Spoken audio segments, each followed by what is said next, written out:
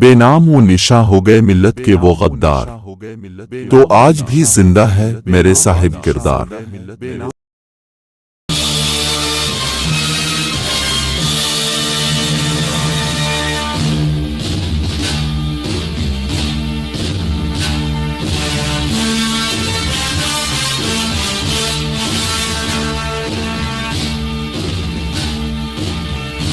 اب تک 1743 تک ارکاٹ پر نواب سعادت اللہ خان کا خاندان حکومت کرتا تھا۔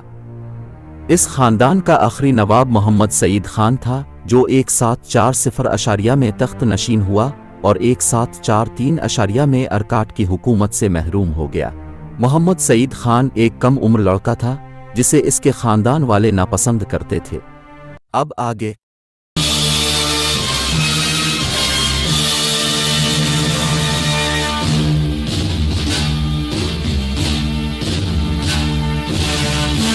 محمد سعید خان کے مخالفین میں سرفہرست اسی خاندان کا ایک فرد حسین دوست خان عرف چندہ صاحب تھا۔ چندہ صاحب نواب سعادت اللہ خان مرحوم کا داماد تھا اور وہ اسی رشتے سے ارکاٹ کی حکمرانی کے خواب دیکھ رہا تھا۔ دوسری طرف اقتدار کا بھوکا ایک اور شخص میر انوار الدین گھات لگائے بیٹھا تھا۔ اس نے محمد سعید خان کی خاندانی مخالفتوں سے بھرپور فائدہ اٹھایا اور آصف جاہ نظام المالک اول کی تائید سے ارکاٹ کی حکومت حاصل کر لی۔ والی دکن کے ساتھ انگریز بھی میر انوار الدین کی پشت پناہی کر رہے تھے۔ میر انوار الدین کی انگریز دوستی کوئی نئی بات نہیں تھی۔ چند سال پہلے جب انوار الدین کے باپ نے ایسٹ انڈیا کمپنی کے ایک جہاز میں حج کا سفر کیا تھا تو انگریزوں نے اس کی خوب خاطر تواضع کی تھی اور اس طرح دونوں کے درمیان منافقانہ دوستی کے رشتے مضبوط ہو گئے تھے۔ میر انوار الدین تقریباً 5 سال تک ارکاٹ کا حکمراں رہا۔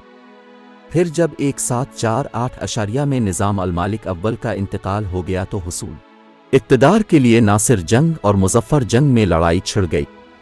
میر انوار الدین نے اپنے اقتدار کو بچانے کے لیے ناصر جنگ کا ساتھ دیا۔ حسین دوست خان عرف چندہ صاحب بھی اسی موقع کا منتظر تھا۔ اس نے ارکاٹ کی نوابی کے حصول کے لیے مظفر جنگ کی حمایت کا اعلان کر دیا۔ جب سے انگریز اور فرانسیسی ہندوستان آئے تھے، ان دونوں میں تجارتی رقابت کی بنیاد پر اکثر جنگیں ہوا کرتی تھیں، مگر ان لڑائیوں کے اثرات صرف انہی 2 قوموں تک محدود رہتے تھے اور مقامی حکمران کسی بھی جنگ میں شرکت نہیں کرتے تھے۔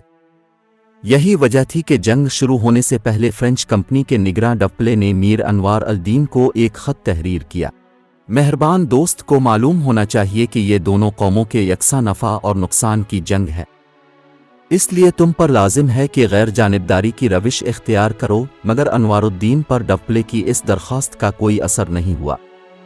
مجبورنہ فرانسیسی گورنر نے مظفر جنگ اور چندہ صاحب کی مدد کی۔ آخر یہ سیاسی کشمکش 1749 میں آمبور کی جنگ پر اختتام پذیر ہوئی۔ میر انوار الدین میدان جنگ سے فرار ہونے کی کوشش میں مارا گیا اور مظفر اسی دوران میر انوار الدین کے بیٹے والاجہ محمد علی نے ایسٹ انڈیا کمپنی کے نام ایک خط جنگا کی مدد سے حسین دوست خان عرف چندہ صاحب ارکاٹ کا نواب بن گیا۔ آمبور کی جنگ میں فتح حاصل کرنے کے بعد فرانسیسیوں کی طاقت میں مزید اضافہ ہو گیا تھا اور انگریز اپنے آپ کو بہت زیادہ کمزور محسوس کرنے لگے تھے۔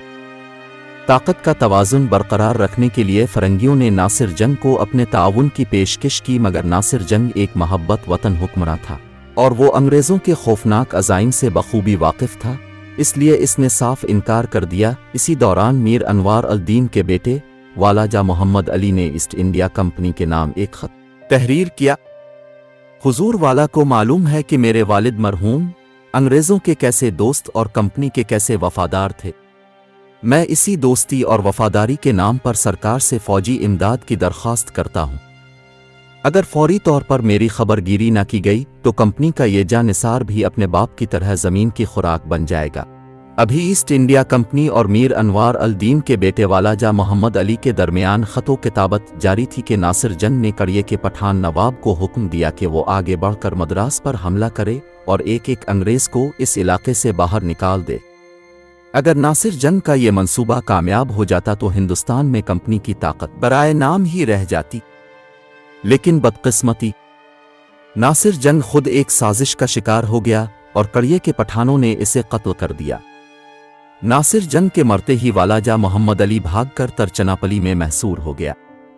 चंदा साहिब का सितारा उरूज पर था। वो तेज रफ्तारी के साथ दारुल हुकूमत अरकाट से निकला और उसने तरचनापली का मुहासरा कर लिया। बज़ाहिर ऐसा लग रहा था कि वालाजा मोहम्मद अली के दिन भी पूरे हो चुके थे, मगर किस्मत को कुछ और ही मंजूर था। मोहम्मद अली ने डूबते डूबते राजा मैसूर से भी मदद की दरख्वास्त की। इस नए फौजी मुआहदे के मुताबिक तय पाया था कि फतह की सूरत में कर्नाटक का एक हिस्सा अंग्रेज़ों के हवाले कर दिया जाएगा और तरचनापली का इलाका रियासत मैसूर के मकबूजात में शामिल हो जाएगा। राजा मैसूर इस फौजी ताउन के खिलाफ था, मगर वजीर आज़म नंदुर्राज और हैदर अली अपनी फौज लेकर तरचनुपली की तरफ बढ़े। दूसरी तरफ मद्रास के अंग्रेज गवर्नर ने एक अजीब चाल चली। इसका ख्याल था कि अगर चंदा साहिब की गैर मौजूदगी में इसके पायातख्त अरकाट पर कब्जा कर लिया जाए तो वो तरचनुपली का मुहासरा उठाने पर मजबूर हो जाएगा और इसकी हुकूमत खतरे में पड़ जाएगी। गरज इसी मंसूबा साजी के तहत अंग्रेजी फौज ने लॉर्ड क्लाइव की क़यादत में अरकाट पर कब्जा कर लिया। चंद साहिब और फ्रांसीसी फौज के लिए ये एक हिम्मत शिकन और परेशान कुन खबर थी, मगर फिर भी इसने तरचनापली का मुहासरा नहीं उठाया। वो चाहता था कि किसी तरह वालाजा हमद अली पर काबू हासिल करके अंग्रेज़ों से सौदेबाजी की जाए और जब उसे सियासी मुफादात हासिल हो जाएं तो वो अरकाट की नवाबी के दावेदार को कत्ल करके हमेशा के लिए इस फितना गिर से पीछा छड़ा ले। इसी दौरान हैदर अली की फौज भी तरचनापली के नवा में दाखिल हो गई और चंदा साहिब की परेशानियों में मजीद इजाफा हो गया। अभी वो हैदर अली से नबर्द आजमा होने की तदबीरें सोच ही रहा था। उसे एक और बुरी खबर मिली। फ्रांस की हुकूमत ने अपने ज़हीन तरीन गवर्नर डफले को वापस बुला लिया था। डफले के जाते ही फ्रांसीसी सिपाहियों में बददिली फैलने लगी। हैदर अली के बारे में मशहूर था कि उसकी फौज हमेशा दुश्मन पर शब खून मारा करती थी और जो कुछ मिलता था बेदरेग लूट लिया करती थी। तरचनापली की जंगों में भी हैदर अली ने यही हिकमत अमली तैयार की। बेखबरी के आलम में बार बार के इन हमलों ने फ्रांसीसियों और चंदा साहिब को जिंदगी से बेजार कर दिया था। हैदर अली की फौज का हर शब खून कामयाबी से हमकिनार होता था। निजताया दूसरे माल व मता के साथ बहुत सी फ्रांसीसी तोहैन भी हैदर अली के हाथ आए। चंद अलिफ साहिब की फौजी ताकत रोज बरोज कम होती जा रही थी। अंजामकार उसके खिलाफ एक गहरी साजिश की गई। इस साजिश में हिंदू और मुसलमान दोनों शरीक थे। अंग्रेज अपनी फरेबकाराना सियासत में कामयाब हुए और हिंदुस्तान का ये जाबाज सिपाही बड़ी बेरहमी के साथ कत्ल कर दिया गया। चंदा साहिब के मरते ही हिंदुस्तान में फ्रांसीसी इक़्तिदार भी हमेशा के लिए ख़त्म हो गया। वालाजा मोहम्मद अली अंग्रेज़ों की बंदूकों के साए में अरकाट का नवाब बन गया। कंपनी की तरफ से फरंगी मुफादात की निगरानी के लिए मेजर लॉरेंस बतौर रेजिडेंट मुकर्रर हुआ। मोहम्मद अली ने मुआहदे के मुताबिक कर्नाटक का बहुत बड़ा इलाका कंपनी के नाम कर दिया। अब तक हिंदुस्तान में कंपनी की अपनी कोई ज़मीन नहीं थी। यही वो खित्ता है जहां अंग्रेज़ों की हुकूमत की पहली बुनियाद रखी गई। वालाचा मोहम्मद अली ने जश्न ताजपोशी बड़ी धूम से मनाया। इस तकरीब में अंग्रेज़ों की खुशी नाकाबिल बयान थी। दरअसल ये फरंगियों ही का जश्न ताजपोशी था। वो शराब के नशे में बदमस्त होकर दीवाना वार रक्स कर रहे थे। कर्नाटक के जमींदारों ने अंग्रेज़ों को खुश करने के लिए मजबूर किसानों की नौउम्र खूबसूरत लड़कियों को उनके घरों से अलिफाटवा कर ईस्ट इंडिया कंपनी के ताजिरों की खिदमत में पेश कर दिया था। इस वक्त अरकाट के महल में हर तरफ तेज रोशनी फैली हुई थी, मगर अहले गैरत के सीनों में अंधेरा था। नवाब वालाजा मोहम्मद अली अंग्रेज़ों की खुशनुदी के लिए कदम कदम पर गुलामों की तरह बिछा जा रहा था और संगमरमर के फर्श पर सिर्फ 2 रकीक सयाल बह रहे थे। एक हिंदुस्तानियों की इज्जत व आबरू का खून और दूसरे पुर्तगाली शराब। अभी यह हंगाम कैफ व नशात जारी था कि नवाब मोहम्मद अली के नाम हैदर अली का ख़त मौसूल हुआ। वाली अरकाट पर लाजिम है कि आफ़ाई अहद के सिलसिले में हर किस्म की ताख़ीर से गुरेज किया जाए। ये हैदर अली कौन है? नवाब वालाजा मोहम्मद अली ने बड़े मुतकब्बिराना अंदाज में ख़त लाने वाले कासिद खिंडे राव से पूछा। खिंडे राव कौम का मरहट्टा था और हर वक्त हैदर अली की खिदमत गुजारी में मसरूफ़ रहता था। तालीम याफ्ता भी था और ज़हीन भी। اسی لیے حیدر علی نے کھنڈے راؤ کو اپنا قاصد بنا کر ارکاٹ بھیجا تھا۔